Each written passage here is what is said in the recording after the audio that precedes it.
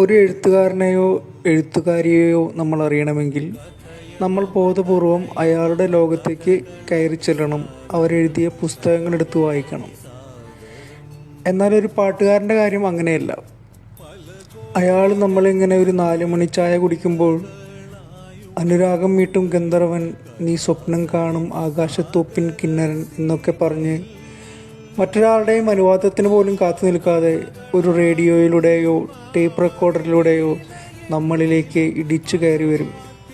ബാംഗ്ലൂരിലോ എറണാകുളത്തോ ഉള്ള ഒരു ഇരുട്ടുമുറിയിൽ വിഷാദം തലയെ മത്തു പിടിപ്പിച്ച് ഇനിയെന്ത് ചെയ്യണമെന്ന് ഓർത്തിരിക്കുമ്പോൾ, പ്രേമിക്കുമ്പോൾ നീയും ഞാനും നീരിൽ വീഴും പൂക്കൾ എന്നും പറഞ്ഞ് പുറത്തെ വെളിച്ചം കാണിച്ചു തരും. അങ്ങനെ ഇരുന്ന് പാട്ട് കേൾക്കുമ്പോൾ സത്യത്തിൽ നമ്മളൊന്നും അറിയണ്ട.